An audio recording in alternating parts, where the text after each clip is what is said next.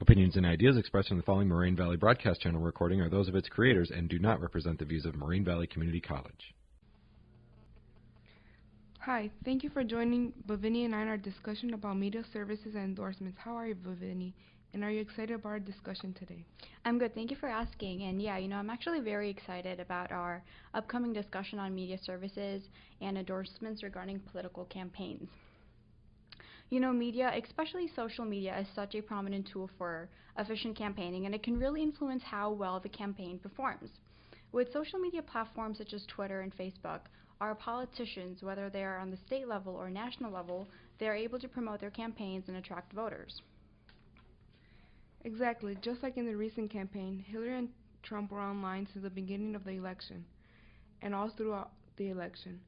They were using social media platforms to let their citizens know what they stand for and to gain their votes.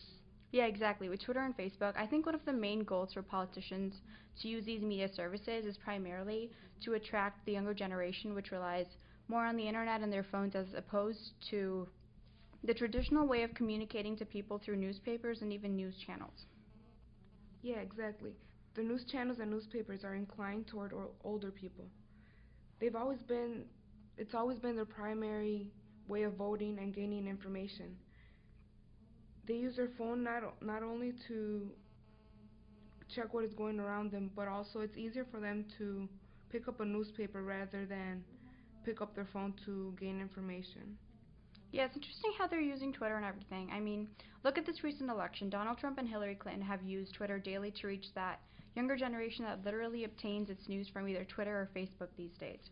Also, using social media platforms are beneficial in promoting upcoming events, and also it seems more personal as opposed to hearing about their campaign and upcoming events from the newspapers or TV.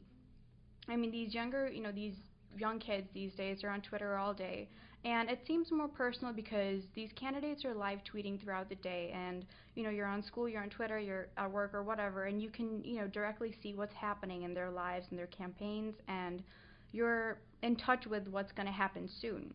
It definitely attracts the younger generation because look at this recent election. Young people were truly invested in keeping up with the primaries and the debates, and social media is greatly responsible for that because candidates are always promoting what's happening in their campaign, where they stand on issues, and how people can go out there, support them by voting for them.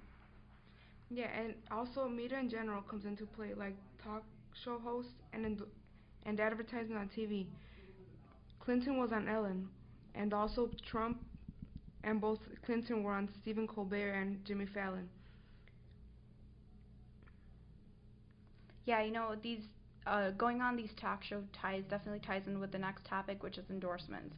When either famous or powerful people endorse candidates, people get a certain image of them. Now, it doesn't fully influence everyone, but it will influence some people who watch these people daily, these famous people, and it influences their mindsets in some type of way.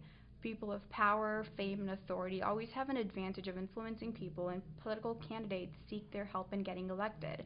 I mean, in this recent election, we've seen, as you said, Clinton and Donald Trump, they were endorsed by so many people, and it's a way of letting the public know that they're endorsing me, so I must be good or I must be efficient for the White House. Exactly, like you said, Clinton was endorsed many times by Hollywood celebrities, and Trump specifically, he was endorsed by Sarah Palin. And obviously both candidates were endorsed by their respective parties, the Democrats and the Republicans. Yeah, endorsements are definitely a major component of efficient campaigning and basically just attracting voters. Overall, media services and endorsements are essential tools in fundraising and how an election can potentially turn out. You need these tools because campaigning is not how it used to be. I mean, look at the past campaigns. When Bush was running, when Obama was running, social media has it's going forward now, and it's a primary way of attracting younger voters, of letting them know that they have to be invested in the upcoming elections, and basically technology has really moved forward, and it's beneficial to the candidates as well. So, it was interesting having this discussion with you, Sari, and thank you for everyone for having us both here. No problem, Lavinia. It was my pleasure. And thank you also everyone who took their time today to listen to us.